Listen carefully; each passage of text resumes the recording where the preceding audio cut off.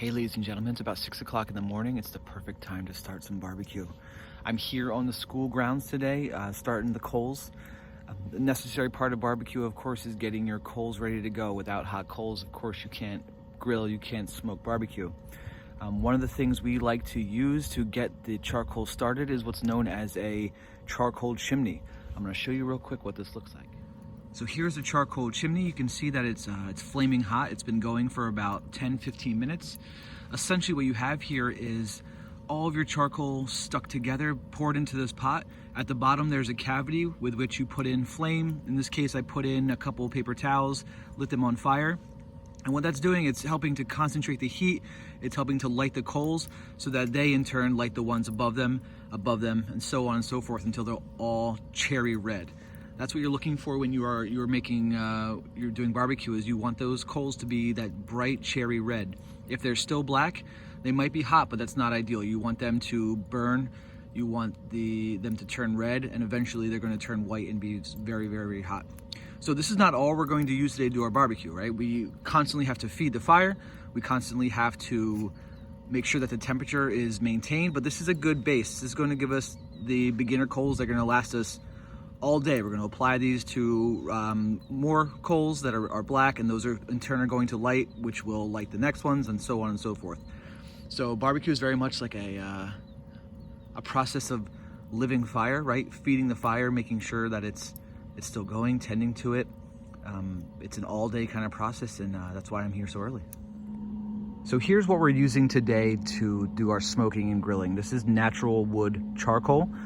As you can see here, it's a little bit random in size. There are really big pieces, really small pieces, and what you're looking at is actually pieces of wood that have been turned into charcoal, right? It's natural wood charcoal. So the simplest way to describe charcoal would be to say wood that has already been burnt, but that wouldn't be telling the full story. So we know that if we burn wood, it's going to reduce to coals and then finally to ash, right? Once you make a fire, if you've ever been camping, at the end of the night or the next morning, it's a white lump of ash. The reason charcoal is black and the reason it's still able to burn is because it's heated up. It's kind of cooked while being deprived of oxygen. So think about applying direct heat while sucking the air out at the same time. The reason you do this is because, fire is fed by oxygen. So if you just let wood burn, it's going to burn and reduce to ash. This way, the way the charcoal is made is it's heated indirectly. All that water and moisture and contaminants are sucked out by the heat. They're cooked off. And what you're left with are these black chunks of charcoal. All right, so coming back, I'm gonna show you the grill real quick. This is our grill. This is what we use to smoke. You'll see over here, we have two different compartments. This one is for smoking. This one is for grilling, of course. This one would be used with the propane. They also have models where you can put charcoal directly underneath the grates. In that case, you are charcoal grilling. Smoking requires you to have an offset, Cardi B over here. You're going to have an offset smoker, and what this is going to do, it's going to create ambient heat. It's going to circulate the smoke, right? Smoke rises, heat rises. So what you're doing is you're putting the coals down here, you're putting the hot smoke, the wood chips in here, and what's going to happen is it's going to rise up. I don't know if you can see because it's pretty dark, but there's a hole here. The smoke's going to come through here. It's going to filter through here and heat up all of the meat that's on the grill, give it that nice smoky flavor, and that's how you set up a smoker. Ooh, ah, ooh, ah, ooh. Just kidding, it's not really hot. That's why this handle is here. Keep me safe. Here we're gonna go. Dumping it right into the barrel. Okay. Look at those beautiful coals. So a couple things we have to keep in mind. This is very, very hot, so we always want to be safe, right? But we also want to not let it burn completely because we don't want all of our fuel, all of our heat to escape, all that charcoal just to go away. So I'm going to close the lid, but Mr. V, won't you starve of oxygen? Won't it just die out because you're not giving it air? Well, here we have a little air vent, right? If you can see right there. That's going to allow air to get in. It's going to allow air to penetrate so that the new coals will get heated up. It'll maintain a nice consistent heat, and that way it'll be the nice base we need it to be for our barbecue today. So while our coals are working, you might ask yourself, Mr. V, what are you going to barbecue? Well, chicken wings, one of the best proteins to smoke. It only takes a couple hours to cook. It has a great rich flavor imparted when you smoke chicken on the grill. And plus, these are perfect cuts of meat. As you know, if you've eaten buffalo wings before, that these are very fatty. They're often deep fried, and the reason they're able to be deep fried is because they have so much fat that it leaches a lot of moisture back into the meat. You don't have to worry about it drying out. But of course, while we can smoke these and it'll have a nice smoky flavor, we want to make sure that we are putting more seasoning, more flavor on there, because we don't want it to just be smoky. We also want it to taste really good. So I'm going to do what's known as brining. Now, you've probably heard of brining from fried chicken recipes, or Popeye's chicken, for instance, is wet brined. What we're going to do today is what's known as a dry brine. So I'm going to add just a couple different seasonings. We have kosher salt, and we have just this Cajun blend. Now, depending on your preference, you can use whatever you want. This is just nice because it has turmeric, it has paprika, it has a lot of the traditional garlic powders, a lot of traditional barbecue flavors. So it's going to give us a nice kind of Cajun, extra smokiness, a little bit of heat, a little more savoriness. That's what's going to really make our chicken pop. So wet brine is when you submerge your chicken or whatever your protein is into a salty liquid with other seasonings. We don't need the liquid, we can just dry brine, and that just means we're going to put our seasoning on top of the chicken. And when we put our seasoning on top of the chicken, especially salt, what's going to happen is it's going to penetrate the skin, but it's also going to draw out some of that excess moisture, the kind of stuff that can leave your chicken wings like chewy or fatty. It's very unappealing when you bite into a chicken wing and instead of tasting meat, you taste like that weird, like almost mucusy kind of fat layer. We want that to render off. We also want it to have a lot more flavor. That's why we're going to do our dry brine. When it comes to dry brining, we want to season liberally, right? Don't be afraid of using salt, unless you have high blood pressure, of course. But salt is, the most important flavoring tool we have in our arsenal. The same reason why we use it in cookies, same reason why we put it into sweets and other baked goods, reason why we use it on our steaks, on our French fries, on everything we really enjoy, is because salt is a flavor enhancer, right? It's going to help bring out a lot more of that chicken flavor. So that's why we're going to use salt. But another reason is because think about when it snows or when it's icy and the roads are covered with salt, right? The reason they do that is because it helps draw out the moisture.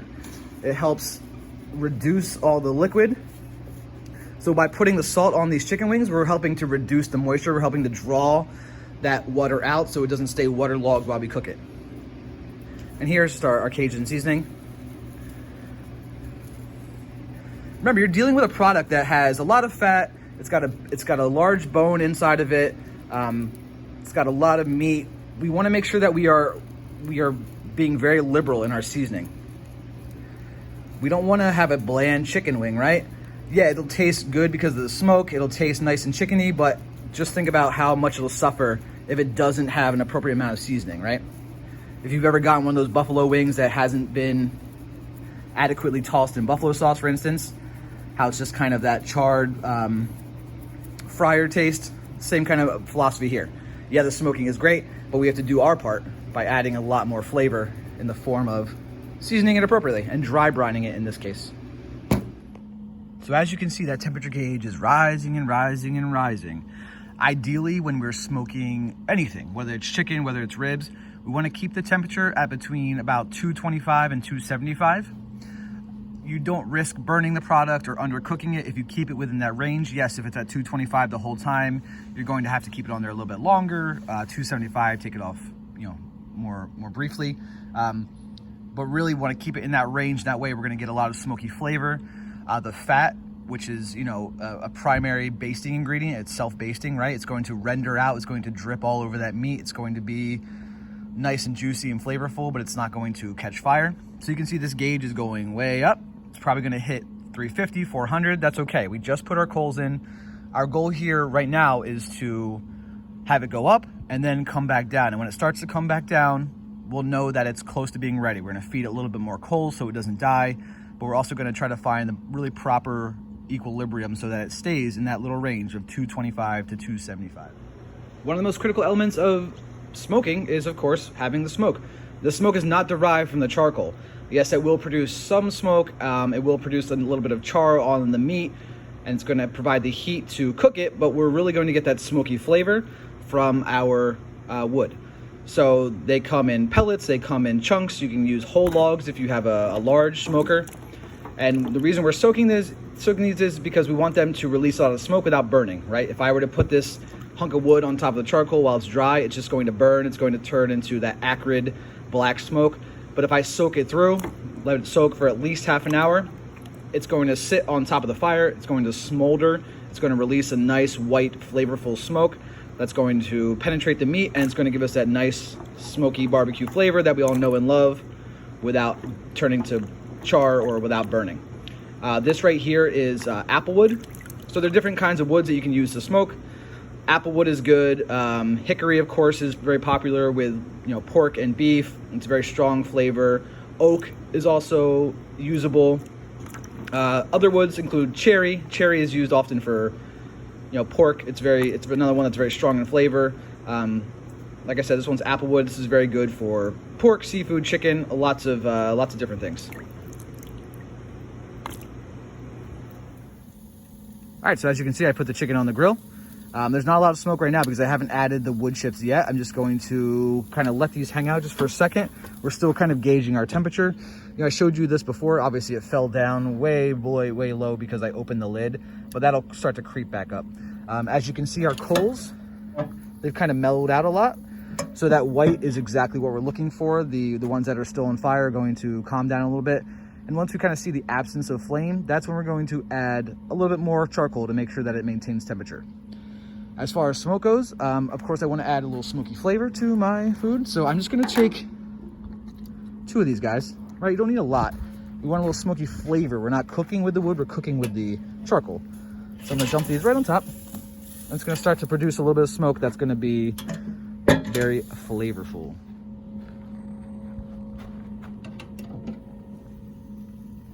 Looking good.